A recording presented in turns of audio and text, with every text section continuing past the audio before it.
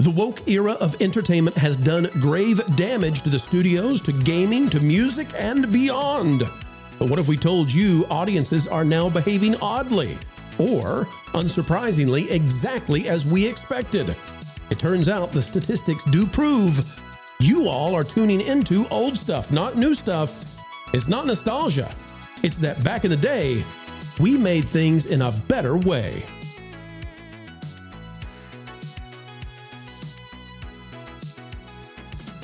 Hello, ladies and gentlemen, and welcome back to the studio in somewhere sunny USA, where, trust me, it's sunny, it's hot, H-O-T, but we've got AC. Hey, Europe, do the same thing. Folks, we need you to smash that like button, subscribe, and you know what? Go ahead and click it, stick it to the algorithms, it's the notification bell. We've got a story to tell, we've got the data to prove it out, and let's dive in right now. Audiences are rejecting modern media, and the stats are now out there. We'll take a look at it. This coming to us from our good friend at Now It's Known, Mac. Tremendous source. And take a look at this. Charter Source Illuminate says old content dominates viewing time on almost every major streaming platform. And as we go through this, I just want to remind you folks, we have never lived in a time such as this where young people are listening to not their parents, but their grandparents' music. People are playing video games that are 20, 30 years old because the studios of today simply cannot make stuff we want to play anymore. And we're finding out it's true in streaming, it's true in film viewing.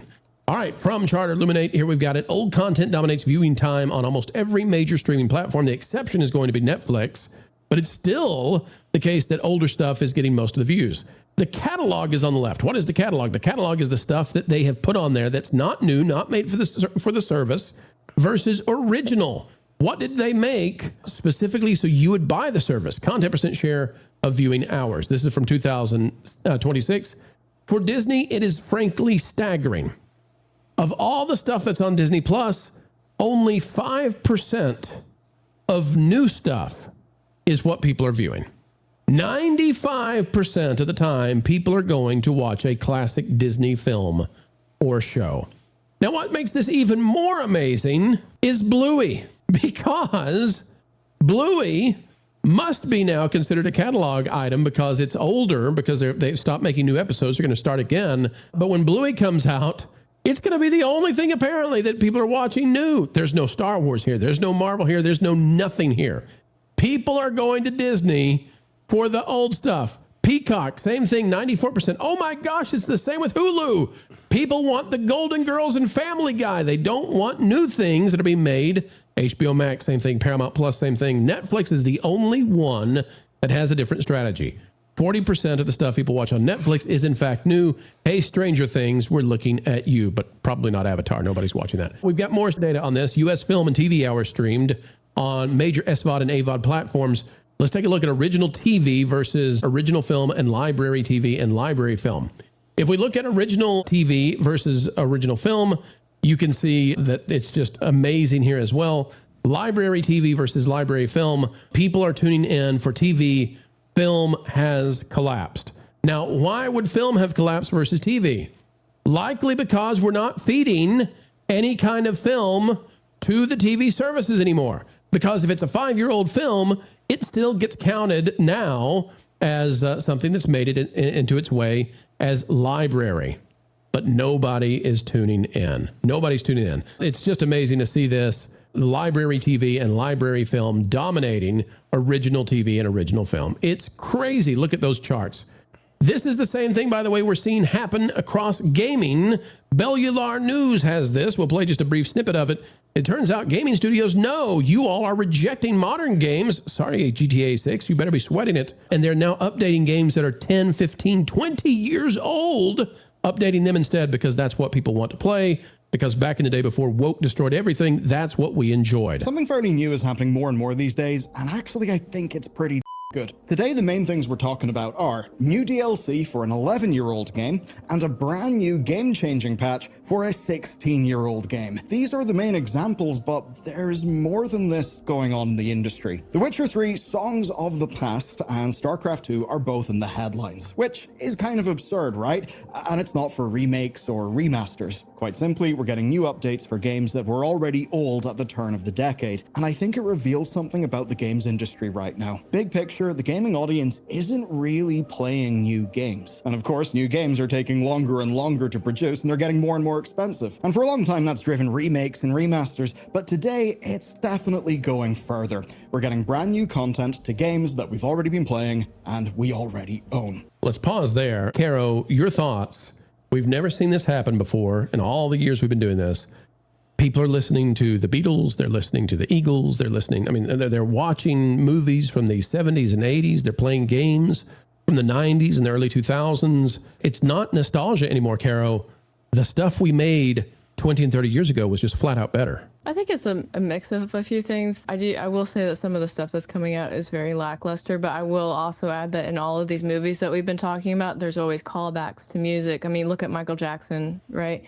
Michael Jackson movie came out, and guess who's been trending the charts for like the last few weeks? It's Michael Jackson, because people are going back and rediscovering all of his music. I mean, even songs like Speed Demon, like I had completely forgotten about that until yesterday, and I think I had it on loop for my morning run, for the 2 miles I ran. So people are rediscovering music that way.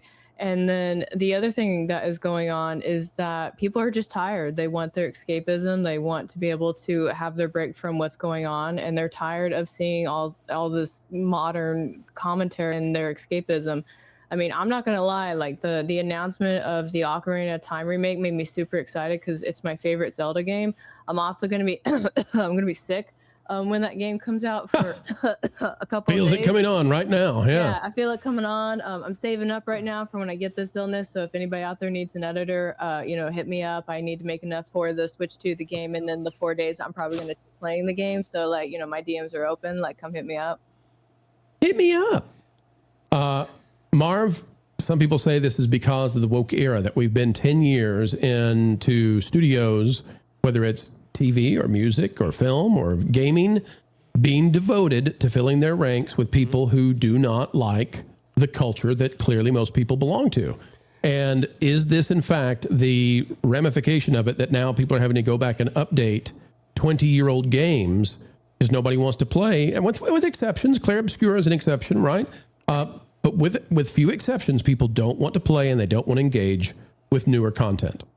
Correct. You can only, burn someone so many times before they stop reaching out for it. At the end of the day, you've created so much uninspired nonsense slop content, and people can tell when something was made by committee, when it had a lot of studio interference, when it had a lot of algorithmic interference done. When it comes to things like, why would I want to play Ghost of Yotai when I can go back and play Ghost of Tsushima? Why would I want to play Grand Theft Auto 6 when I have Grand Theft Auto 5? There are plenty of old things that we can now turn to. Why do I want to watch the Star Wars sequels or the Acolyte? I'm just going to go back and watch the originals and the prequels. Well, that's the thing, right? So Star Wars, think about that, Marv. People are watching. We've seen this. This is not surprising. We saw the research that was out there that people are watching the original Star Wars and the prequels. Yep, they're not watching anything else Star Wars. No, they're watching Rogue One also. Rogue One does get a decent amount. Andor gets a decent amount. But yeah, no Mando, no sequels, none of that nonsense. And I think what's happening also is people are going back and they're showing their kids the things that they grew up with.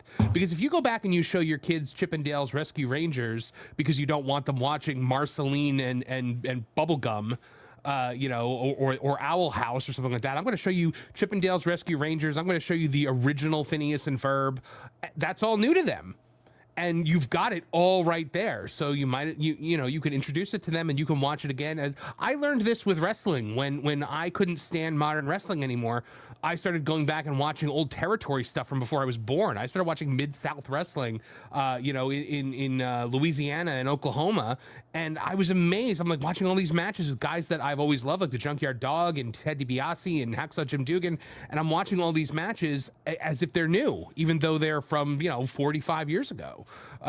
So yeah, what's old can be new to you again if you haven't seen it yet. And even if you have, that comfort that you can get from sitting back and watching something that you've enjoyed that might bring back some emotions. I mean, everyone has their comfort movie. Mine is a weird one, but I very much like to just sit back and put on Surf's Up, the Surfing Penguins movie, because that movie is delightful, and it's your comfort movie. It's what you watch because you want to just unplug and wind down and maybe enjoy comedy from an era where comedy wasn't outlawed. The Office could never be made today. Parks and Recreation could never be made today. None of these things could ever be made today. So go back to a time when they were made. Well, apparently, Avatar can't be remade, right? So no, they tried. Yeah, I mean, the thing on Netflix is terrible. I'll show this. So they cast these new actors to play the Avatar characters. They look nothing like them whatsoever. Oh, I mean, like ridiculously nothing like them. Yeah, ridiculously nothing like them. I mean, that girl playing May on the right there. Like, look, I'm not here to make comments on beauty or body type or whatever, but she doesn't look like the character. Right. And anyway, so the stuff that they are remaking from the past is terrible. It's just absolutely awful and unwatchable. I mean, Wiz was talking about how bad Avatar is. I've heard you talking about just what a train wreck it is. And it's no surprise that people are like, give me the cartoon instead. Bro, I got to show you some clips from it too, because I mean, like the scene where he loses Appa, which in the cartoon is such like a poignant like scene of just anger, and he goes into the Avatar state. In this, he's literally going, Appa, Appa, Appa. Like it's like I almost died of cringe. It was absolutely insane. We watched we watched a bunch of clips on Culture Crossfire last night. I could not believe just like how bad it was just looking at it again. The kid that plays Aang, he reminds me of the kid that played Henry on Once Upon a Time, in that he was a decent child actor, and then he became an older teen and his voice dropped, but his acting never matured with his body. So he still acts like a little kid, but he's a teen, probably 15 years old there. So this is why people are watching Seinfeld, Golden Girls. They're watching The Office. I mean, we can go through the full list. People are, they're sick of whatever has been given to them for the past 10, 15 years. And it's so conquered, right? So ideologically captured the studios that they can't even remake stuff. If they use the same script, they still screw it up. We're seeing it right now with Disney Pro. Look at Moana is one of the most streamed movies of all time, and this Moana live action remake, you can't pay a kid to care about this. When did the original Moana come out? It was like 2006.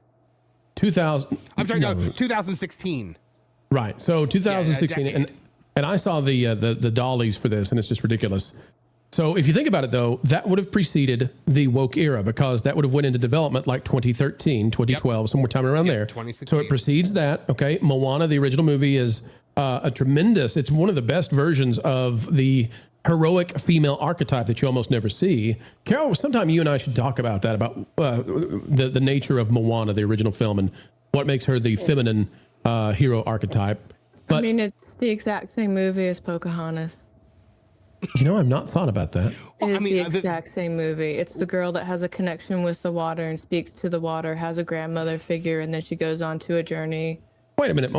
But Pocahontas, she has a hummingbird friend. Moana doesn't. Totally different movies. Totally different. Oh, you're right. She's got a chicken. I'm sorry. That's right. The thing about Moana is Maui tries to resolve the conflict through brute force, and can't, and Moana resolves it in a very feminine way, right, through compassion and understanding and empathy. And she actually tries to do it the beta male way and fails. That's the whole point of the story. Yeah. Yes. And so how much do you want to bet she's going to do it a different way? I got a feeling Tafiti's going to be defeated in a different way this time. But yes, they can't even remake, they can't even remake something that went in development just prior to the woke era in 2013. It's a 10-year-old movie. 10 years old. All right, folks, that's the story, though. Tell your friends, tell your family. It's true what you are experiencing, what we're saying. Everybody feels it. You have to go back in time to find the good stuff to watch it now. No new stuff is being viewed truly. And the problem? Well, when everything is old, we're not gathering around for something brand new and bold that unites the country. And maybe that's a message that we're too bifurcated right now, at least from the bubbles on the east and left coast. They are giving us a host of things people simply are not watching. parting is such sweet sorrow, ladies and gentlemen. It's only made sweet because there's more content on the way. We never stop. It drives the Holly Weirds mad, but we've got decades left in the can, and we keep going and going and going. Oh, wait. Are we showing our cards? That's right. We'll never stop going near and far and sending out the content you love. Folks, you can help us continue to do just that. Smash that like button. Drop a comment down below. Let us know your thoughts. And until the next time, keep learning, keep growing, and as always, keep having fun.